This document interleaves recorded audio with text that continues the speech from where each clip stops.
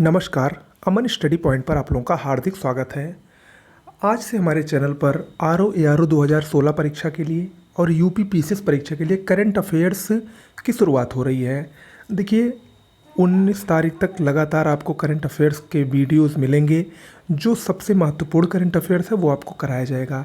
हालांकि हमारी पीडीएफ पहले ही लॉन्च हो चुकी है पिछले 1 साल के करंट अफेयर्स की, और आप उसको अगर अभी तक नहीं लिए हैं तो ज़रूर ले लीजिए। बेहतरीन पीडीएफ है, सब कुछ एक जगह। और वो जो पीडीएफ है हमारी, वो परीक्षा मंथन, घटना चक्र और घटना सार तीनों का कंबाइंड है, तीनों का मिश्रण है। तीनों के जो इम्पोर्टेंट करंट अफेयर्स के पीडीएफ है वो उसमें जो करंट है वो उसमें समाहित किए गए हैं। उसको लेने के लिए आपको क्या करना है, आपको 9451900992 इस नंबर पर व्हाट्सएप या टेलीग्राम के जरिए करंट अफेयर्स नोट्स लिखकर मैसेज करना है। आपको वहाँ पर सैंपल दिखाया जाएगा, अगर अच्छा लगेगा तो तुरंत लीजिए। निश्चित रूप से बेहतरीन पीडीएफ है, 90% क्वेश्चंस उससे आने की पूरी संभावना है। ओके, चलिए शुरुआत करते हैं। आज के इस पहले वीडियो में हम लोग महत्वपूर्ण आर्थिक घटनाओं को कवर करने वाले हैं। देखिए आर्थिक घटनाएं बहुत ही महत्वपूर्ण होती हैं, इससे क्वेश्चन जरूर आते हैं। तो बिना देर के हुए शुरू करते हैं। वीडियो अच्छा लगेगा तो शेयर, लाइक और चैनल को सब्सक्राइब जरूर कर लीजिएगा, क्योंकि आज से लगातार आपको आरओ एग्ज़ाम तक और उसके बाद भी करंट अफेयर्स की डोज मिलती रहेगी।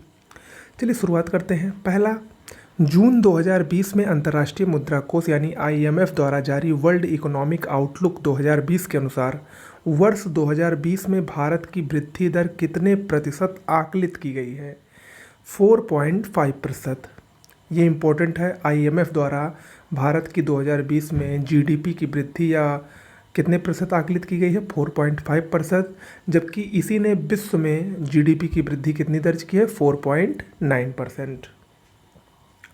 अगला, अप्रैल 2020 में विश्व बैंक के अनुसार कोविड-19 महामारी से प्रभावित भारत की जीडीपी वित्त वर्ष 2020-21 में कितने प्रतिशत रहने का अनुमान है?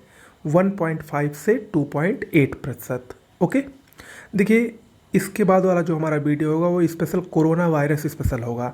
कोरोना वायरस से जितने भी क्वेश्चन बन सकते हैं, कौन कौन सी योजनाएं लॉन्च हुई हैं, कौन से कब घटनाएं कोरोना वायरस से संबंधित घटित हुई, वो आपको अगले एक वीडियो में स्पेशल रूप से कोरोना वायरस से संबंधित होगा, उसको ज़रूर देखिएगा। अगला, अप्रैल 2020 में एशियन डेवलपमेंट बैंक यानी एडीबी ने कोविड-19 महामारी के विरुद्ध लड़ने के लिए भारत को कितने बिलियन डॉलर का सहयोग पैकेज देने का आश्वासन दिया है? 2.2 बिलियन डॉलर। अगला,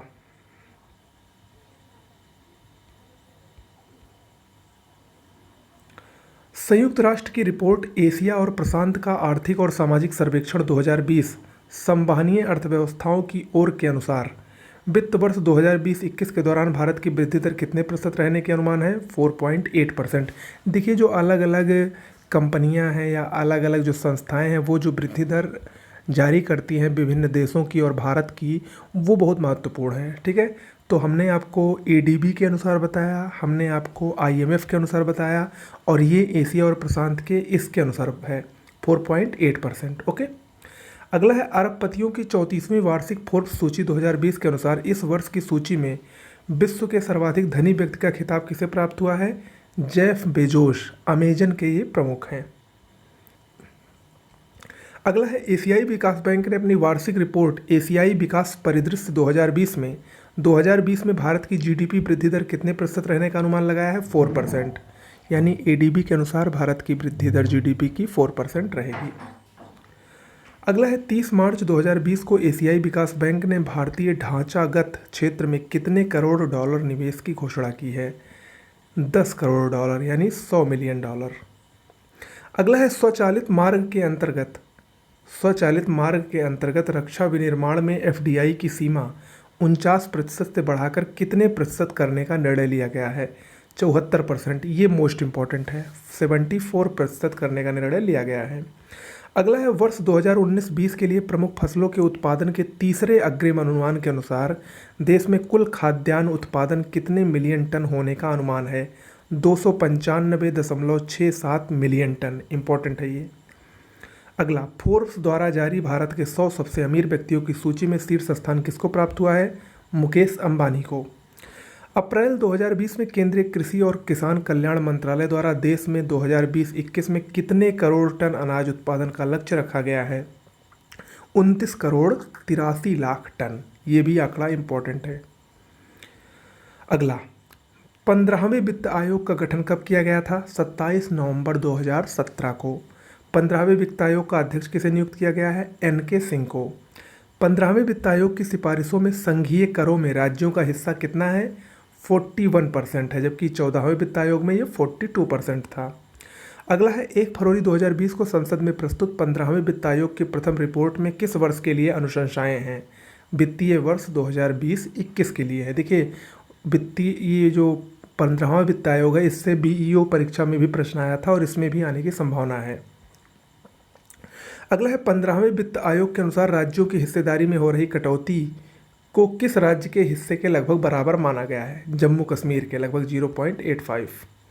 अगला है, 15वें वित्त आयोग के अनुसार वित्त वर्ष 2018-19 में राज्य सरकारों और केंद्र सरकार द्वारा प्राप्त कर राजस्व GDP के कितने प्रतिशत है?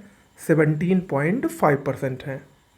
अगला है, 15वें वित्त आयोग ने वित्तीय वर्ष 2020-21 के लिए स्थानीय निकायों को अनुदान के रूप में 90,000 करोड़ रुपए देने की सिफारिश की है, जो अनुमानित विभाजन योग्य राजस्व के कितने प्रतिशत के बराबर है? यानी राज्यों के हिस्से के कितने प्रतिशत के बराबर है? 4.31% के बराबर है। अगला है, 15वें वित्त आयोग को अपनी अंतिम रिपोर्ट कब तक प्रस्तुत करना है? 30 अक्टूबर तक, 30 अक्टूबर 2020 तक, जिसमें 2021 से 26 तक की अनुशंसाएं रहेंगी। अगला, 1 फरवरी 2020 को वित्त मंत्री निर्मला सीतारमण द्वारा वित्त वर्ष 2020-21 के लिए कितने करोड़ रुपए का बजट प्रस्तुत किया गया? 30,42,230 करोड़ रुपए का बजट इस बार का प्रस्तुत किया गया है वित्त मंत्री निर्मला सीतारमण द्वारा। अगला, बजट अनुमान 2020-21 के अनुसार कुल प्राप्तियों में राजस्व और पूंजीगत प्राप्तियों का अंश कितना है? राजस्व प्राप्तियां 66.43% हैं और पूंजीगत हैं 33.57%। अगला है, बजट अनुमान 2020-21 के अनुसार कुल व्यय में से राजस्व और पूंजी खाते पर क्रमतः कितने प्रतिशत व्यय अनुमानित है? राजस्व खाते पर लगभग 86.46% और पूंजी खाते पर 13.54% व्यय अनुमानित है। देखिए, ये आंकड़े आपको भले ही उबाऊ लग रहे हों, लेकिन इससे प्रश्न पूछे जाते हैं। मैं आपको एक हफ्ते जो भी करंट अफेयर्स कराऊंगा सब बहुत ही महत्वपूर्ण होंगे और इसका आप एक पॉइंट भी मिस नहीं कर सकते हैं। ओके। अगला, वर्ष 2025 तक दुग्ध प्रसंस्करण क्षमता कितने मिलियन टन करने का अनुमान है? 108 मिलियन टन। अगला है, किस वर्ष तक भारत के पास विश्व की कार्यशील आयु की सबसे बड़ी आबादी होगी? 2030 तक। केंद्रीय बजट 2020-21 में राजकोषीय घाटा कितना अनुमानित है? GDP का 3.5%। बजट अनुमान 2020-21 में राजस्व घाटा कितना अनुमानित है? GDP का 2.7%। जबकि 2020-21 में प्राथमिक और प्रभावी राजस्व घाटा कितना अनुमानित है? प्राथमिक घाटा बजट में GDP का 0.4% है और प्रभावी राजस्व घाटा 1.8% है। अगला, बजट अनुमान 2020-21 में आय प्राप्ति के सबसे बड़े स्रोत क्या हैं? देखिए, आय प्राप्ति का सबसे बड़ा स्रोत है उधार और अन्य देयताएं, इससे 20% आय की प्राप्ति होगी। दूसरे नंबर पर निगम कर है 18%, तीसरे पर GST है यानी वस्तु और सेवा कर 18%, चौथे पर आयकर है 17% और उसके बाद है कर भिन्न राजस्व 10%। ये आय के स्रोत हैं। जबकि व्यय के स्रोतों को देखें, 2020-21 में व्यय के सबसे बड़े घटक कौन सा है? तो सबसे बड़ा व्यय का घटक है करों और शुल्कों में राज्यों का हिस्सा 20% व्यय। इसके बाद ब्याज अदायगी 18%, फिर केंद्रीय क्षेत्र की योजनाएं 13% और फिर वित्त आयोग और अन्य अंतरण 10%। ओके, ये भी पूछा जाता है आय और व्यय का हिस्सा सबसे ज़्यादा किसका है। अगला, बजट अनुमान 2020-21 के सकल बजटीय व्यय में ब्याज अदायगी का हिस्सा कितना है?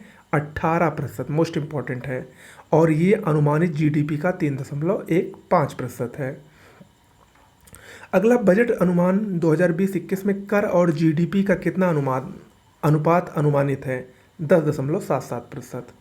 अगला, केंद्रीय बजट 2020-21 में प्रत्यक्ष कर GDP अनुपात और अप्रत्यक्ष कर GDP अनुपात कितना है? देखिए, प्रत्यक्ष कर GDP अनुपात 5.9% है, जबकि अप्रत्यक्ष कर और GDP अनुपात 4.9% है। अगला, केंद्रीय बजट 2020-21 में सबसे अधिक व्यय किस योजना पर किया जा रहा है? प्रधानमंत्री किसान सम्मान निधि योजना 75,000 करोड़ रुपए, ये वही है जिसमें के अंतर्गत प्रत्येक किसान को 6,000 रुपये यानी 2-2 हज़ार की 3 किस्तें प्रदान की जा रही हैं। ओके, अगला है केंद्रीय बजट 2020-21 में बजट के 3 प्रमुख विषय क्या हैं। देखिए, इस बजट में 3 प्रमुख विषय थे: आकांक्षी भारत, सभी के लिए आर्थिक विकास और जिम्मेदार समाज यानी केयरिंग सोसाइटी। अगला, बजट में स्थानिक संग्रहालय सहित प्रतिमान स्थलों के रूप में 5 पुरातत्व स्थलों का विकास किया जाएगा। वो 5 पुरातत्व स्थल कौन कौन से हैं, ये सबसे इम्पोर्टेंट है, ये हमें लग रहा है इस बार आएगा। वो 5 पुरातत्व स्थल जिनका विकास किया जाएगा वो हैं राखीगढ़ी हरियाणा, हस्तिनापुर उत्तर प्रदेश, शिवसागर असम, धौलावीरा गुजरात और आदिचनलूर तमिलनाडु का। अगला, कोलकाता में भारतीय संग्रहालय का पुनरुद्धार करते हुए मुद्रा शास्त्र और व्यापार पर एक संग्रहालय स्थापित किया जाएगा। कहाँ पर? पुराना टकसाल भवन, कोलकाता में। अगला है, बजट 2020-21 में संस्कृति मंत्रालय के तत्वाधान में कौन सा संस्थान स्थापित किया जाएगा? राष्ट्रीय विरासत और संरक्षण संस्थान। फिर अगला है, बजट 2020-21 में किन 5 वस्तुओं को राज्य के आभूषण के रूप में संदर्भित किया गया है? वे 5 वस्तुएं कौन सी हैं? बीमारी से मुक्ति, धन, उत्पादन, खुशहाली और सुरक्षा। अगला, आर्थिक समीक्षा को देख लेते हैं। आर्थिक समीक्षा 2019-20 के अनुसार वैश्विक उत्पादन वृद्धि दर 2018 और 2019 के लिए कितनी थी? 2018 के लिए 3.6% थी और 2019 के लिए 2.9% थी। अगला, आर्थिक समीक्षा 2019-20 के अनुसार भारतीय अर्थव्यवस्था की वृद्धि दर 2019-20 में कितनी थी? 5%। ओके। अगला है, 2018-19 और 2019-20 में भारतीय अर्थव्यवस्था का जीबीए वृद्धि दर अनुमानित है, यानी ग्रॉस वैल्यू एडेड। ये देखिए 2018-19 के लिए 6.6% है और 2019-20 के लिए 4.9% है। अगला, आर्थिक समीक्षा 2019-20 के अनुसार शीर्ष प्रति व्यक्ति आय वाला राज्य 2017-18 में कौन है? देखिए, सबसे ज़्यादा प्रति व्यक्ति आय गोवा में है, लगभग 4,22,149 रुपये प्रति व्यक्ति। उसके बाद सिक्किम में है 3,17,134 रुपये और फिर हरियाणा में है 2,03,340 रुपये। अगला, आर्थिक समीक्षा 2019-20 के अनुसार वर्ष 2019 में भारतीय अर्थव्यवस्था का जीडीपी के संदर्भ में कौन सा स्थान है? 5वां स्थान है। अगला है, भारतीय अर्थव्यवस्था को कब तक $5 ट्रिलियन की अर्थव्यवस्था बनाने का लक्ष्य? 2025 तक। अगला है, आर्थिक समीक्षा 2019-20 के अनुसार वर्ष 2018-19 में कितने मिलियन टन खाद्यान्न का उत्पादन हुआ है? 285 मिलियन टन, और ये चौथा अग्रिम अनुमान है। ओके। अगला, आर्थिक समीक्षा 2019-20 के अनुसार वर्ष 2018-19 में खाद्यान्न उत्पादकता कितने किलोग्राम प्रति हेक्टेयर थी? 2,299 किलोग्राम प्रति हेक्टेयर थी। अगला, 10 जनवरी 2020 की स्थिति के अनुसार भारत का विदेशी मुद्रा भंडार कितना था? $461.2 बिलियन। ये आर्थिक समीक्षा की बात है। आर्थिक समीक्षा 2019-20 के अनुसार भारतीय रेलवे एकल प्रबंधन व्यवस्था के तहत 68,000 किलोमीटर से अधिक रेल मार्ग के साथ विश्व में रेल नेटवर्क के क्रम में किस स्थान पे है भारत? भारत विश्व का तीसरा सबसे बड़ा रेल नेटवर्क है, अमेरिका और चीन के बाद। अगला, दुग्ध उत्पादन के मामले में भारत विश्व में किस स्थान पर है? प्रथम स्थान पर है। 2018-19 में 187.7 मिलियन टन दुग्ध का उत्पादन हुआ है। अगला, आर्थिक समीक्षा 2019-20 के अनुसार देश में प्रति व्यक्ति दुग्ध उपलब्धता कितनी है? 394 ग्राम प्रति व्यक्ति। ये इंपॉर्टेंट है और ये जरूर याद रखिएगा, 394 ग्राम पर पर्सन। ये 2019-20 आर्थिक समीक्षा के अनुसार भारत में प्रति व्यक्ति दूध की उपलब्धता है। अगला, वैश्विक स्तर पर जापान को पछाड़ते हुए 6% वैश्विक हिस्सेदारी के साथ कच्चे इस्पात के उत्पादन में भारत विश्व में किस स्थान पर है? द्वितीय स्थान पर है, पहले स्थान पर चीन है। अगला, आर्थिक समीक्षा 2019-20 के अनुसार सेवा क्षेत्र में वृद्धि दर 2018-19 के 7.5% से कम होकर 2019-20 में कितने प्रतिशत पर आ गई है? 6.9% पर आ गई है। अगला, आर्थिक समीक्षा 2019-20 के अनुसार वर्ष 2018 में वाणिज्यिक सेवाओं के निर्यात में भारत का स्थान विश्व में कौन सा है?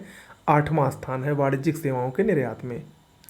अगला, वर्ष 2019-20 में भारत के निर्यात में सर्वाधिक योगदान देने वाले देश कौन से हैं?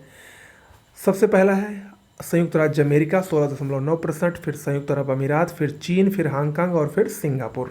ये भारत के निर्यात में योगदान देने वाले सबसे बड़े देश हैं। जबकि भारत के आयात में आयातित मूल्य के हिसाब से शीर्ष देश कौन से हैं? चीन, दूसरे नंबर पर अमेरिका, तीसरे नंबर पर संयुक्त अरब अमीरात, चौथे पर सऊदी अरब और 5वें पर इराक है। ओके। अगला, वर्ष 2019 में भारतीय अर्थव्यवस्था के विश्व की 5वीं सबसे बड़ी अर्थव्यवस्था होने का अनुमान है। इससे बड़ी 4 अर्थव्यवस्थाएं कौन कौन सी हैं? सबसे बड़ी यूएसए है, फिर चीन है, फिर जापान है और फिर जर्मनी है। अगला, दिसंबर 2019 में जारी एशियन डेवलपमेंट आउटलुक सप्लीमेंट 2019 के अनुसार वर्ष 2019 और 20 में भारत की विकास दर कितने प्रतिशत अनुमानित है? कितने प्रतिशत अनुमानित है इसमें देखिए यहाँ पर दिया नहीं गया है, लेकिन मैं इसको बता दे रहा हूँ। ये है 2019 और 2020 में। 2019 में है 5.1% और 2020 में है ये 6.5%। ओके, चलिए अगला, गूगल द्वारा अगले 5 से 7 वर्षों में भारत में कुल 75,000 करोड़ रुपए का निवेश किस फंड के तहत किया जाएगा? Google for India digitisation fund. अगला है, फोर्ब्स द्वारा जारी विश्व के 100 उच्चतम भुगतान पाने वाले एथलीटों की सूची 2020 में शीर्ष स्थान पर कौन है? स्विट्जरलैंड के स्टार टेनिस खिलाड़ी रोजर फेडरर। अगला, आत्मनिर्भर भारत अभियान के अंतर्गत कितने क्षेत्र में ढांचागत सुधार हेतु प्रमुख घोषणाएं की गई हैं? 8 क्षेत्रों में 16 मई 2020 को। अगला है, आत्मनिर्भर भारत अभियान के अंतर्गत मनरेगा के लिए आवंटन में कितने हज़ार करोड़ रुपए की वृद्धि की गई है?